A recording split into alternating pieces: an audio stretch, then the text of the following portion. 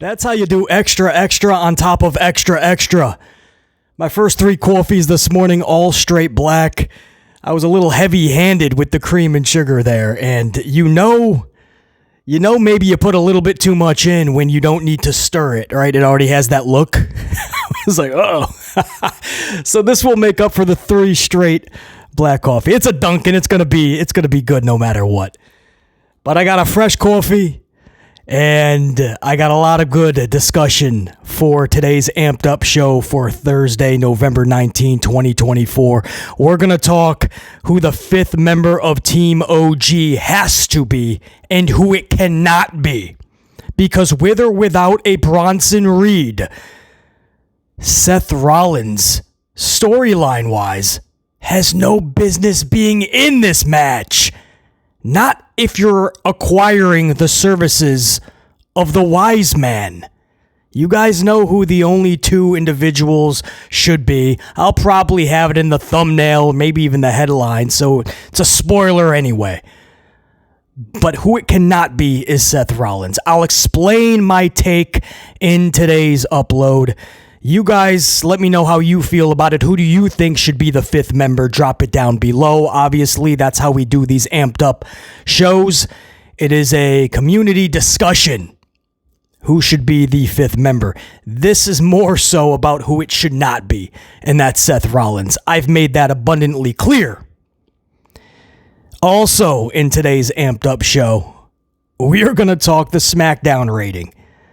Of all of the competition that SmackDown or Raw, the USA Network, has faced with pro wrestling in the past, all the competition, football, Monday Night Football, more importantly, the NCAA and their Final Fours or their college bowls, award shows, presidential debates, you name it, they faced it.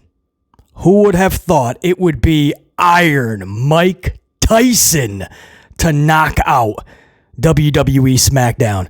Because that's what happened. I'm going to give you guys the number. I have the rating for this week, and it was Netflix. It was Paul versus Tyson.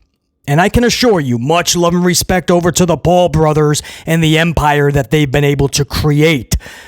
But this was Iron Mike Tyson that sent that knockout punch to SmackDown. Guys, I'm going to tell you the number, and do you realize that they were only... No, you know what? I thought better of that. I'm not even going to mention that now. That's the cold open teaser on the number. What I'm going to tell you, how close they were from literally dropping to their lowest point, that's probably going to shock you the most. We'll go over the number. Mike Tyson, he is still a draw. He'll probably still be a draw at 68. And thirdly, the big discussion in today's Amped Upload has to do with former WCW head Eric Bischoff, former WCW head and current AEW opposer, current AEW basher, Eric Bischoff. But sticking with the boxing theme, Eric Bischoff is done throwing jabs at AEW. He is now going for that knockout punch. He has recently called AEW Dynamite the worst show on television. Now, maybe it is. BC cannot watch every single Wednesday night. Whenever I am able to, I feel like they do a lot of things good, actually. They just need some tweaking. It needs some consistency. Some things need to be dragged on, where other things need to just be cut to the wayside, but take a few elements from it. Like, that's what you have to do in pro wrestling. Take what's working, play to the strengths, hide the weaknesses. And it's an art, right? And Tony Khan hopefully will find his groove. It's been over 5 years. He better find it quick. But I don't think it's as bad, but I don't watch every Wednesday. I can't live. I'm doing many other things outside of the pro wrestling world. But a lot of you guys are saying the product is at its lowest right now. Is it the worst show on television? We'll talk about it. Let me know how you guys feel about it. If you watch AEW Dynamite every Wednesday, is it the worst? I mean, it sounds like Bischoff is talking about not even just wrestling, just the worst show, period. And there's a lot of bad shows on TV. Maybe. But then I would also ask, how much better is WWE? Like, how many epic storylines are really happening right now? On Raw last night, how many storylines were you like, man, I can't wait to see where this goes? It's a cliffhanger nonstop. I mean, I feel like WWE has to get hit hard, too, if we're going to play fair here. But is Dynamite the worst show on... We're going to have to talk about it. It's all coming up in today's Amped Up for Thursday, November 19, 2024. It's packed. It's stacked. It's jacked. It's BC. It's the unit. I got a fresh cup of coffee. Let's do this.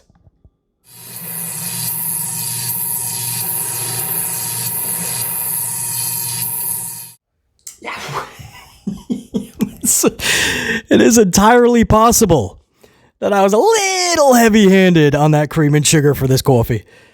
I tried to get all fancy, right? All artsy in the cold open, take you guys through the BC coffee making process. And in the process, a little heavy-handed. But the good news is Dunkin's Extra Extra, it meshes so well with the Dunkin's coffee beans.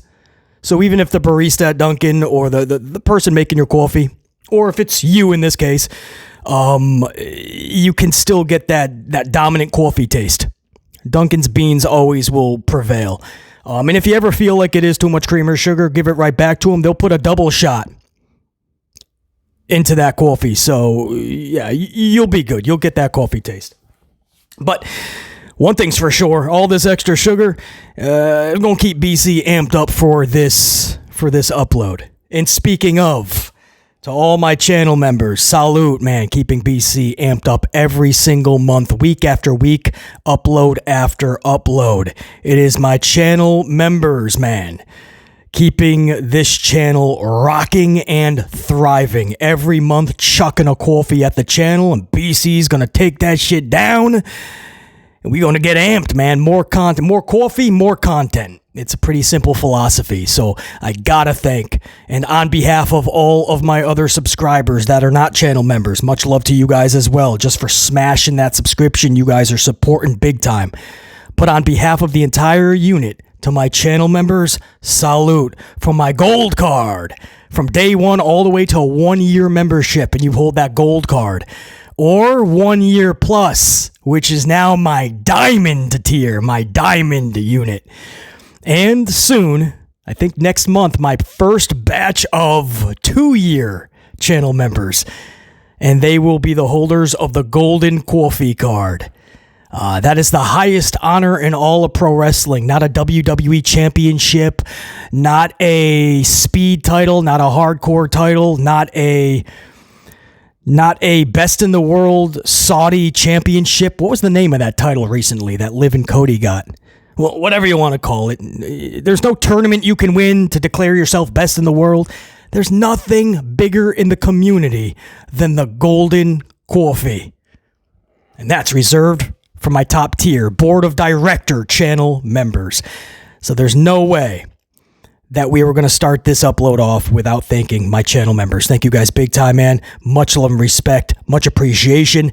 And I'm going to take a big swig for my members right now with a lot of extra. We won't be amped. How am I almost done already? I might have to make a second coffee. This will be my 5th of the morning, 2nd of this upload already. I may have to make another one, guys. Damn, I won't put as much cream and sugar in that one. All right, guys, let's go. Now that I've wasted about 47 minutes later, a little more than 2 hours later. That's why I love having my own show now, right? I can talk about whatever I want, man. I can talk about my Yankees, the Packers, Mike Tyson. But it's a predominantly wrestling channel. That's what you guys came here for. Let's do this. The 5th member of Team OG, the original bloodline. OTC. What does that even mean? One tribal, the original tribal chief? One tribal chief? I guess. I don't know. That caught on big time, man. Crowds are OTC, OTC, OTC. I'm like, come on. Is that cool? Is that cool? I don't know. Maybe that's cool. I don't know. OTC, OTC. I don't know. I don't know. OTC. I tell you this, if I attend a WWE event, I'm not screaming OTC, but I will say this, it's much better than this is awesome. So listen, if it's between the two, I'm picking the OTC. But anyway, the fifth member. So Bronson Reed establishes himself as the fifth member, shows up Friday, and then he shows up last night, or Solo shows up during Bronson's matchup with Sethington Rollins. Okay. That's cool. Bronson Reed just looks like he belongs. I understand it's a bloodline. Bronson is not, even though he looks like he could be a part of the family. He's not. But I see this. I don't have a problem with this, man. This will finally elevate, hopefully, Bronson. Because even with all the Wreck-It Ralph, and he's been the best part of Raw, actually, the crowd still isn't connecting. And that's because Hunter has botched him from day one. And only until a couple months ago, he started becoming this Wreck-It Ralph character. The problem is just wait, just be patient, and you'll get something in the future. The problem with that is you're going more and more into obscurity. You're digging your own hole deeper and deeper, and by the time Hunter finally is going to give you something, you now have to try to get out of that deep hole. And that's why I say it's unnecessary. If you see something in Bronson, get something to him. LA Knight was the same way. There's so many. I'm just giving you guys some examples, right? LA Knight, they waited on this guy. They waited to pull the trig so late. An entire year went by of LA Knight being one of the most heavily favorited and cheered superstars on that roster. And they passed him up for the U.S. title. They passed him up for Money in the Bank. They passed him up for every single major award. Fragile. Christmas Story. They passed him up for everything because Hunter just didn't know if it was going to be a flash in the pan. Dude, you got to give him the chance. You'll find out quickly if it's a flash in the pan, but at least you're collecting in the process. Right? Cash in the process, but you can't play scared. So you held LA Knight back, and then finally was it WrestleMania, I believe? Whatever it was. LA Knight finally wins a mid-card championship. But LA Knight doesn't feel the same way like he did a year ago. You just wait too long on people. Bronson Reed was a victim of that. So even with Wreck-It Ralph the past 2 months and doing all these wild things on Raw, the fans are still like, it's Bronson. Maybe this gets him to that next threshold. It's better than like Lance Anoa'i showing up. Much respect, much love over to Lance, by the way. I think he checked into NXT, so his arrival is going to be coming imminently. They're probably going to fast-track Lance Anoa'i. You also have Hikuleu on the horizon. I believe, anyway. I don't know. The entire fam's coming up, right? But that's not going to be a huge impact. I have no problem with Bronson. So now you want to say the obvious choice is going to be Sethington Rollins. How is that the obvious choice? That's the most nonsensical choice. That's the choice that doesn't make any sense whatsoever. Hence, nonsensical, right? It makes zero sense because you have literally last Friday, and it was a great cliffhanger. It was simplistic, but it was so good. Roman making that call to the Wiseman Paul Heyman. He makes that call. He gets the doo-doo-doo. The number you have dialed is no longer in service. Where's Paul Heyman? Get out of the way, Waldo. Where in the world is Paul Heyman? Paul E. Dangerously.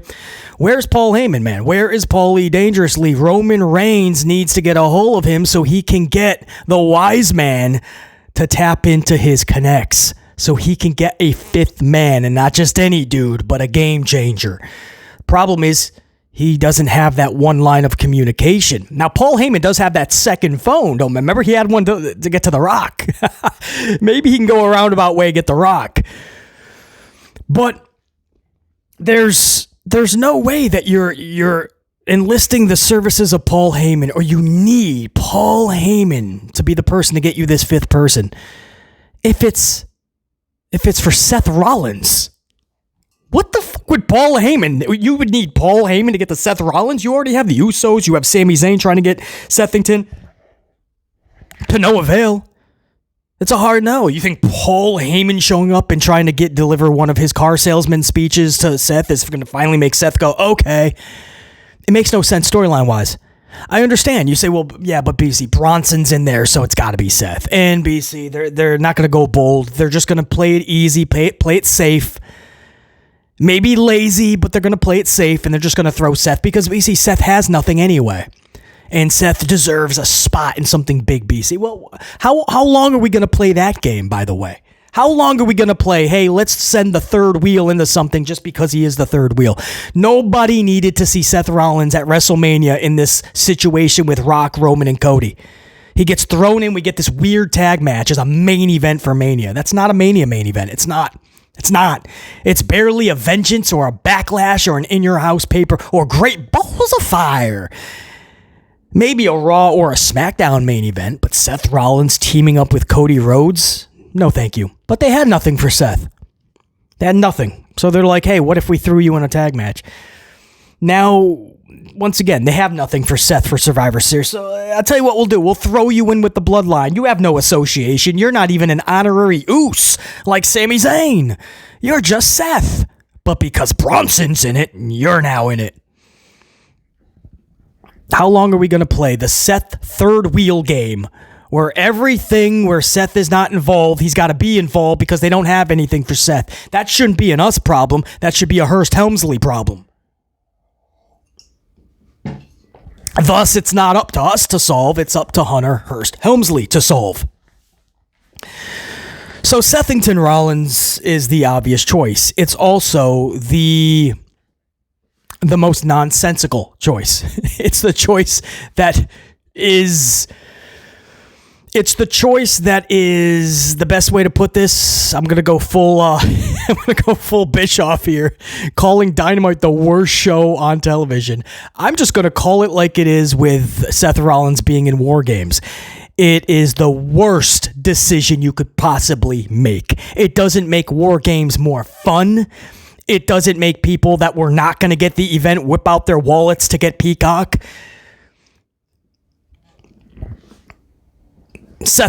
Actual Seth Rollins fans will be happy. They'll be like, yeah, all right, we get to do the sing-along. Whoa.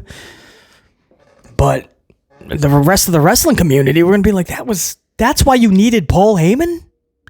So that's why it leads me to say it's two individuals. Now, there could be a third. There could be a third, man. The more I think about it, and I think about that second phone with The Rock. Now, he's booked, though. He's booked. He's going to be doing things with Netflix, and he's going to be a heavy part of WrestleMania, and that is coming up. But from what I was told is he's booked through into the holidays anyway. But it's always possible that The Rock could show up.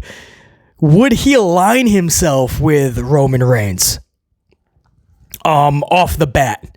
Or would he just pick up where he left off with Codith and Rhodes, right? Like, are they going to keep, or are they just going to mix it all together just like right from the jump, you got Roman, Rock, and Cody all in the ring together? Possible. But I guess The Rock is an option. But taking The Rock off the table, two names. It has to be a heavy Paul Heyman guy. That only leaves Brockton Lesnar or CM Punkathan. That's it. It's Brockton or Punkathan. That's it, bro. It's Lesnar or bust or Punk or bust. That's it. That's option A or B. You guys choose which you'd rather see. Would you rather see Brock Lesnar inside of this giant fancy fence going to war? That's going to be pretty fun. Or would you like to see CM Punk return into this structure?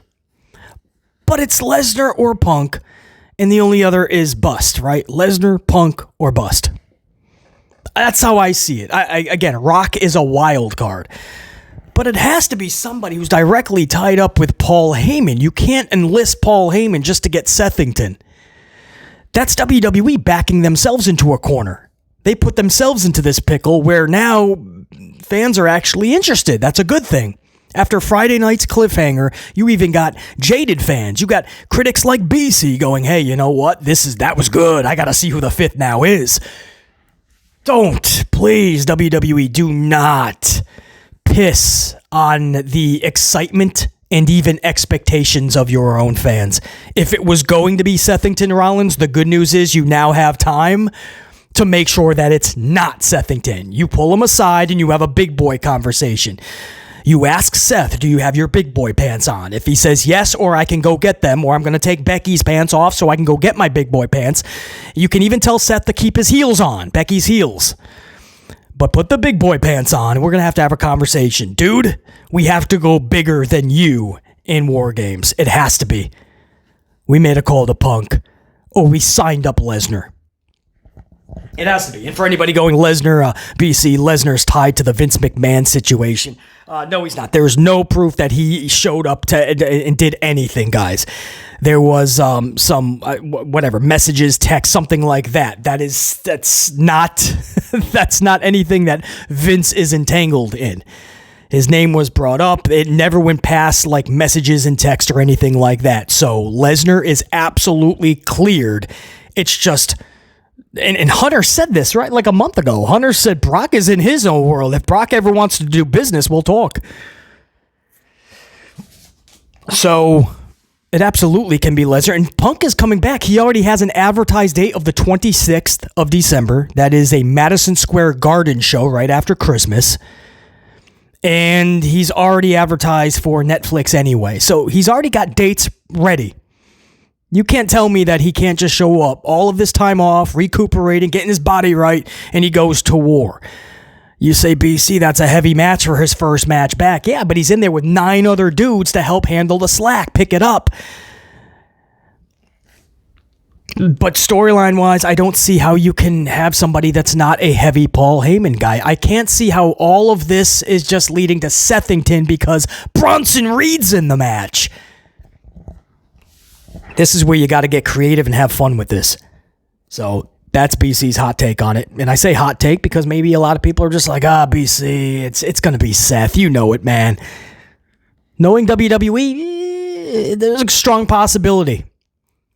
Then what was the Heyman thing for, bro? Unless they extend this past Survivor Series. And Roman cannot get a hold of Paul. Survivor Series comes and goes, and he still can't get a hold of Paul. Then, okay, maybe Roman wanted Brock. Maybe he wanted to enlist the services of maybe a Punk. And last second, they were able to get Seth. I guess that would be the only way this makes sense. Because if Paul is to come back and he's just trying to get Seth for Roman, stop, bro. Paul Heyman being gone for this long, his big comeback better not be to try to get Seth Rollins to work with him. Please, bro. Oh, at that point, we can all sing ourselves into a brick wall. BC, tell me how you really feel about Sethington joining Team OG at War Games.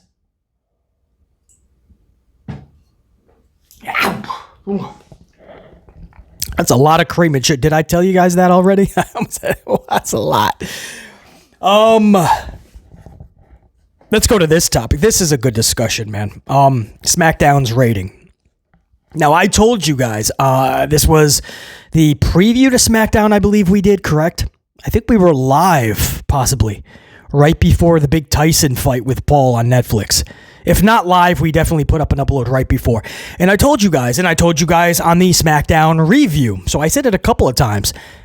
I said what they're going to be looking for ratings-wise is just to hold on tight.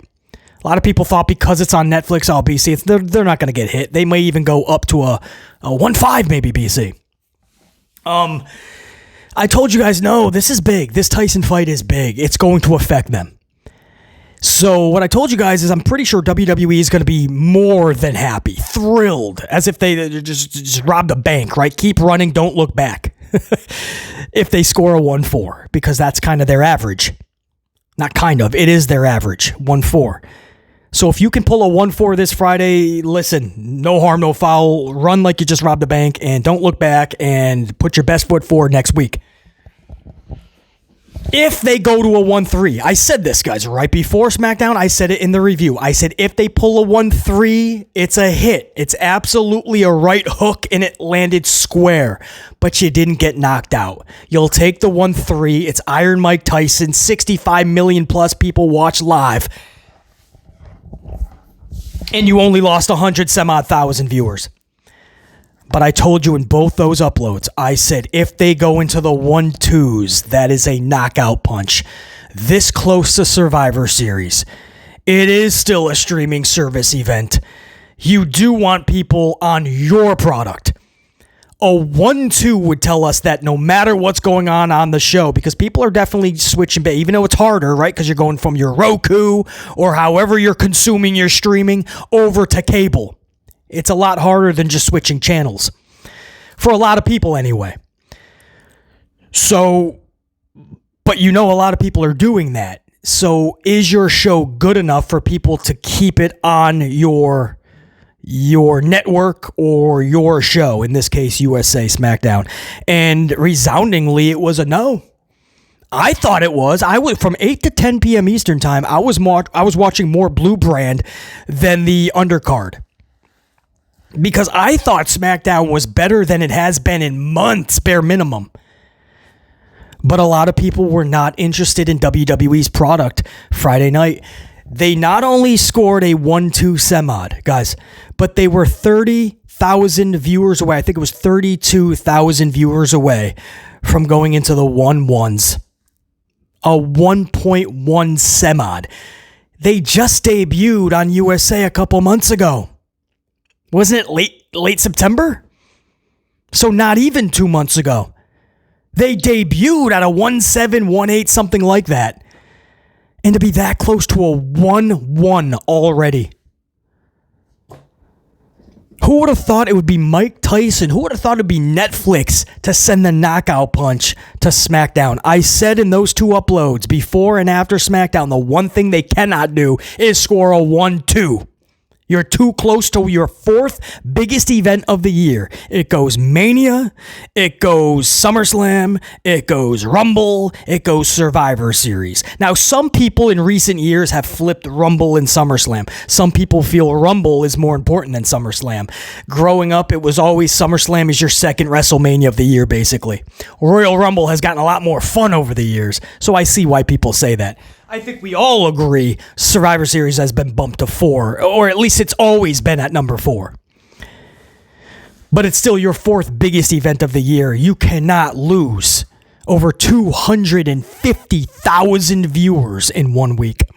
And that's what they did, nearly 3 actually. Because even though their average is 1.4, last week they pulled just over 1.5. So I hope that makes sense. So I said in both uploads, and I follow, now if you're new to the channel, I'm really big in the metrics, numbers, statistics. I love ratings. I love talking about them because they tell a bigger picture of the grander scheme. The microcosm tells the story of the broader effect. And that affects everything from the industry to the advertisers to the fans when they find out a show has been canceled or a show has gotten a third hour added onto it or an hour's been taken off. You don't got to be shocked. The numbers were telling you that was the trajectory. That's why I love numbers. And I was telling you guys, a 1-2 is something they can't do. If they hang on to a 1-3 semod, that's not a knockout. They can live with that. A 1-2. So when you go into your go-home show next week to the Survivor Series SmackDown, now you got to hope you can even get back to a 1-4, which is not good. Because you debuted at a 1-7, 1-8, whichever it was. That's a big difference, by the way. My apologies. But point is, you lost 350 to 400,000 viewers in just 6 weeks. Your average is now 1.4, and you just leaked almost to a 1.1. These are issues, and 58-year-old Mike Tyson should not be the sole reason. They could not do a 1-2, and they did it. And it was a low 1-2. Worth the conversation. It shows you that SmackDown is going to need the type of show they had Friday consistently. And only then can they start to get their audience back. Because that's where it starts. Get the audience you lost back first. Then start to worry about gaining more and more casuals or lapsed fans.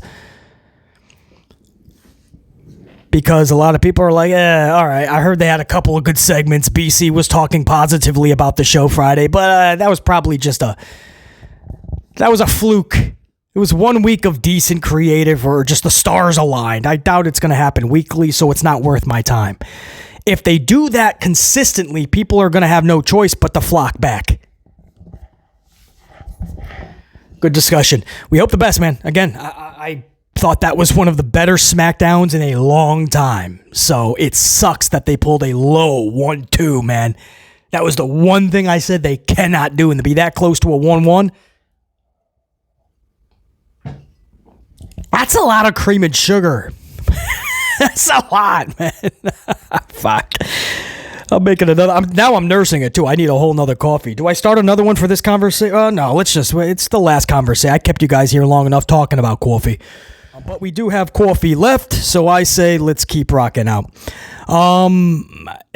This one is going to be about Eric Bischoff, this next subject. And if you guys don't know, Eric Bischoff has become has become a big critic of AEW, to the point where there are a lot of fans that believe it's no longer constructive criticism. And as much as Bischoff says he wants AEW to succeed, he wants the best for them, his critiques are not actually aligned with such, or at least in line with what he claims. And it's just bashing at this point. A lot of people believe that Eric Bischoff is just playing to his audience. It's become a shtick. And his audience is coming just to hear him bash AEW, and it's just what they're showing up for to listen to. Bischoff is providing such. I don't know. I don't listen to Eric Bischoff. That's not any shade to Bischoff. I just, if I have free time, this is how I use it. I started this channel as a hobby, and it will always be a passion project of mine. I'm just so glad that thousands of you guys love to partake in the conversations and help make up this awesome unit we have created. But this is my free time, guys. I use every ounce of it to upload content for you guys and talk pro wrestling with you guys. I don't have time to listen to Eric Bischoff critique the products and shows. So that's why I can't tell you one way or the other. If Bischoff goes a little overboard to play to his audience and to play to his shtick, or is Bischoff justified in everything he's saying? There's nothing but truth and people just can't handle it. I don't know. But so why we're talking about it, though, is a recent comment he made is really sparking heavy conversation in the community. And I think when that happens, I say, let's talk about it here on the channel, because this is a channel that is founded upon these type of conversations. The conversations nobody else wants to have. Or it may offend a lot of people, or it's going to cause a lot of controversy. Well, those are the discussions that usually need to be had. Eric Bischoff recently, right? BC, get to the point. What are we talking about? Eric Bischoff recently stopped all these little jabs, playing to the base, whether it is or is not a shtick. He recently came right out and said AEW Dynamite is the worst show on television. It sucks. End quote. If that's a paraphrase, it's slight. I think that's exactly what he said. Worst show on television. It sucks. And it sets off this huge conversation in the community of, you have a lot of people that are like, dude, where's he telling lies? There's a lot of people that were like, dude, spot on. It's that bad. Now, just like I don't listen to Eric Bischoff, I am not able. It's not just that I don't want to. I'm not able to catch Dynamite every Wednesday. I'm just extremely busy on those nights. But when I am able to catch Dynamite, I see a lot of good stuff. I don't know. I really do, guys. Of course, I would tweak a lot of stuff. I would amplify it in many ways. That's a whole nother story of things I would take out, put in, do differently. But there's a basis of like a lot of good. If they could just get all of that in order together, man, it would be off to the races. But when Wednesday Night Dynamite goes off the air, it's just like everybody is just like, wow, that was bad, or that was somehow worse than the week before. And I'm like, BC didn't catch the whole show, so I'm thinking, what could it have really have been that bad? And then to hear now people claiming it's the worst show on television, I'm asking truthfully, guys, let me know down if you made it this far, if you don't mind taking a few seconds. Is Dynamite that bad? Is it the worst show on television? I want to know. I genuinely am curious because I don't get to watch it every Wednesday. The worst show on television. And then on the other side of the fence, you have a very good rebuttal. You have a lot of fans going, it's far from the worst show on television. First of all, if it's not your cup of coffee, that's one thing. But we are absolutely enjoying it. There's a lot of things that have so much potential. We're going to let it play out. And furthermore, they're asking, how much better is WWE if we are going to compare? Like this much shade, this much hate is going over to AEW's product. WWE doesn't have a lot going on right now. Even the Bloodline situation has been half-assed done with just a week and a half before Survivor Series.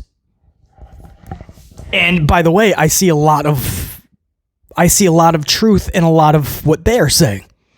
I mean, if you look at WWE's product, because I do watch that, I make it a point no matter what to try to, even if I miss a show up front, not just because I have to do my due diligence for you guys, man, and get a review out to you guys, but also because I'm genuinely curious as to what they produced. So I make it a point, no matter what, somehow, by hook or crook, by any way, by any means, I find a way to watch Raw and SmackDown, or at least most of it in totality. And I'm telling you right now, there's not a lot of storylines that are jumping off of the screen. There's not a lot that BC can go, damn, I'm looking forward to that. Again, I would agree that not even the Bloodline is really captivating me right now. Now, Friday's cliffhanger and seeing who the fifth dude is, yeah, that's interesting. If it ends up being Seth Rollins, massive failure by WWE. But let's just take out the Bloodline thing in totality. What do you have? Your women's division is an absolute mess. I think the biggest thing they have going is who is Tiffany going to cash in on, maybe, right? Yeah. I don't even know if that's the biggest thing. That's not even a talking point in the community. That's Liv's title. Who's the... Nia. And that's probably just going to be Charlotte coming back to take it from Nia, right? Queen versus Queen. Queen Nia versus Queen Charlotte. But that's all they have for the women going on right now. They rushed a War Games match, oddly. So you have Io with Naomi, Jade, Bianca. It just looks like such a weird team. It's just like they just threw baloney at the wall, whatever name it landed on, though, that's going to form a team. And then they threw Tiffany and Nia with Liv and Raquel. They might throw Candy LeRae as the fifth. Like, what are they doing, man? The women's division's in flux. The tag division is even worse. That's not a shock, because if the women's division is in flux, obviously if you try to make a tag division stemming off of that, that's going to be pretty bad. The tag team division for the dudes, period, is... Motor City shows up and just wins championships. Like, it's so bad that Montez recently voiced frustrations. Now, before they put that in a storyline, that's just how he was feeling. That was an interview, guys. He wasn't throwing shade at Hunter or WWE. He was saying it's frustrating because for 4 years, we're not even a discussion in pro wrestling. Not just in the tag team, we're not even talked about. He goes, new people are constantly coming in. People are forgetting about us. Our booking is absolute in the shitter. And, you know, people are coming in and just winning titles on day one. That was real feelings. He wasn't being bitter. He wasn't throwing anybody under the bus. He was asking an honest question, and he gave an honest response. Because it gained so much traction on channels like BC's, and we made it a big deal, WWE put it into the storyline, which is what they should do. But that's how bad the division is. Somebody like Montez, who is grossly misused for the last several years, or from day one, I should say. When a dude like that is pissed off, you know you're probably doing something wrong. And on the flip side of that tag division, who do you have as champions? You have to think about it, right? Oh, yeah. I think it's Balor and JD McDonald's from the Judgment Day. And you'd have to think about it because they only have one title defense in 5 months. They won it on June 24th. A couple months ago in September was their only televised tag title defense. Televised. And that was against Xavier and Kofi. They beat the New Day. That was it. 5 months, one television defense. I said this recently. If President Jack Tunney was still around from the 80s, WWF, President Jack Tunney would have taken those titles from him 5 times over. Because every 30 days you had to defend. 5 months. There's no tag division. ladies, the dudes, it doesn't matter. Mid-card. You can go to the mid-card. What are you doing on the mid-card? SmackDown, you're getting Andrade versus Melo every single week because they don't have anything. They're like, that sounds like a storyline. Escobar, you and LDF go out and say words to LA Knight for a couple months. There's no mid-card. Raw's mid-card, where are you going? What happened last night? They have Chad Gable in a tag match. Chad Gable's losing to... who was it? Rey Mysterio, I believe. What else is happening on there? Miz is being abducted. I couldn't even tell you. I don't even know what else. What's going on in their mid-card? What is going on? What is going on? Bronson and Seth are beating each other up every week. I don't know. So there is truth to that, right? If you're going to say AEW is the worst show on television, maybe there's truth to that. But can we at least hold the same fairness, stay firm, and keep the same energy with WWE's product? Maybe WWE's is not the worst show on television, but can we at least stop saying that Hunter is cooking all the time? Can we at least hold Hunter Hearst Helmsley accountable for 5 hours of television? Or no, they took an hour away from Raw. So 4 hours every week. And there's not a lot of stuff to talk about in a positive way. There's not a lot of things that are happening that are going, yeah, we got to see this next week. Not we want to. We have to tune in because this is so good. And we're talking about 5 or 6 storylines across 2 different shows. We're not. We're barely talking about the Bloodline storyline. And then if we really start to think about things, we're going, well, the Wyatts, man. Remember they just abducted Miz. That was kind of cool. The women are going to have a War Games match, right? You have to really start thinking about things. Montez had to say something in an interview to spark the best storyline of SmackDown, I felt. What's going to happen with the Profits? Title victory or bust? Montez said this in an interview that had nothing to do with WWE. And it became the hottest storyline for SmackDown. What does that tell you, man? That was bigger than any creative that Hunter had planned for his Friday night show. So maybe AEW Dynamite is the worst show on television. But if that's the case, then WWE is not far behind it, at least their Monday Night Raw program. And if you thought it couldn't get any more boring, it's taped every single week now. Taped! BC, it's not every week. Well, that's what it seems like. And it's going to stay that way till they get over to Netflix, and then hopefully it goes live every week. We don't even know at this point. I know if I'm Netflix and I'm paying $5 billion, you're damn right I better get you live, and it better be 3 hours. I don't want it 3 hours. We were hoping that when it goes to 2 hours, it will be a better show. Somehow it's gotten even worse. But it does save us a third hour of excruciating sleepiness and tiredness syndrome. 3 hours of Raw, 2 hours of Raw. Monday Night Raw is a better substitute than for NyQuil than I can think of. There's no better substitute to put you out than Monday Night Raw. So maybe Dynamite is the worst show on television. I don't know. That's up to the eye. That's in the eye of the beholder, man. Some people love it. Some people are just, they can't do it anymore. Well, that's how I've been watching Monday Night Raw for the better part of 10 years. Vincent Kennedy, Hunter Hearst Helmsley, it doesn't matter. Monday Night Raw needs a complete... You know what? You want to hear something wild? And I saved this to the very last part of this show, so... Another swig of coffee before I drop this on you guys. So, and I take no pleasure in saying this. It's actually quite sad, but I did not watch any part of Monday Night Raw last night. I had the results. I had the spoilers. It was a taped show from last week. So, I mean, that's how lazy, right? And I understand it's to cut cost, cut production. Now that Raw is 2 hours, we can do 2 shows, 4 hours in one night. We can save all this money. And they're not even thinking about how more boring these shows are going to be. Because if you're not creative, if you're not producing anything that makes people go, damn, I got to see this, somehow it's gotten even worse. And that's what happened. You already have a show in flux, and now you're just taping it a full week in advance. You're alienating so much of the audience. You're telling them from the jump there's no reason to care. And that's what happened last night. Because I had the time. I was doing side business, a lot of stuff outside the pro wrestling world. So it was nice not having to do the notes to do a review the next day. But I, at the very least, could have been tuning in, right? Seeing how it all unfolded from paper to how it actually happened. But I just didn't care enough to. I literally could not care less. And so I left it on Monday Night Football as I was doing all of my other side business. Never once turning over to WWE Raw. I didn't care.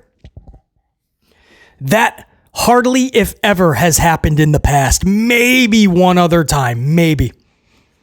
That was an eye-opening experience for BC. That was how bad Raw has become. That is how far they have fallen. How far off the tracks they are.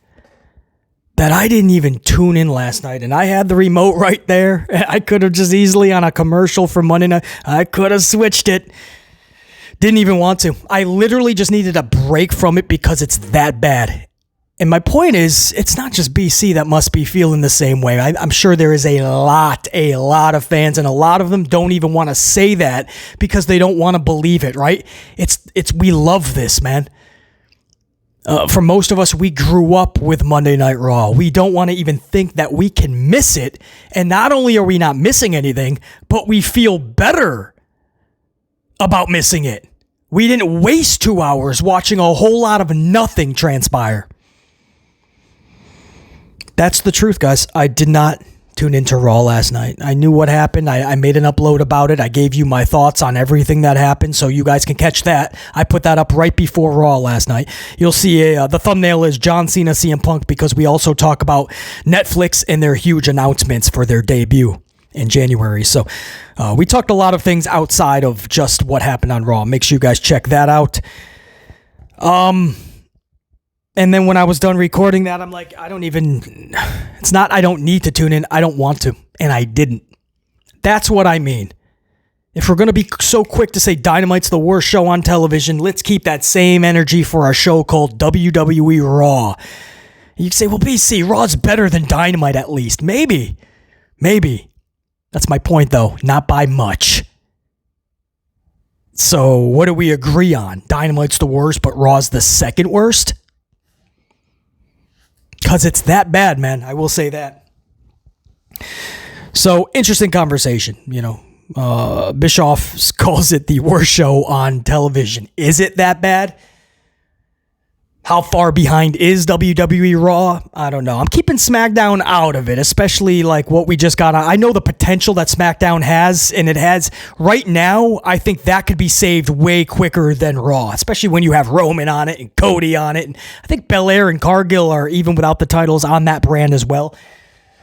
That could be saved much quicker. And then what I saw Friday, man, just how fast that can become a good show if there is consistency and people actually care about it more. But Raw has so many other issues. All right, that's what I got for you guys, man. That was a lot of fun. We downed another coffee. We had a lot of good convo. And I can assure you that we will do it all again next time. And there will be that next time. Top guys, that's my unit, by the way, especially my channel members, my board of directors, and BC, your host. We're saying check you. Salut!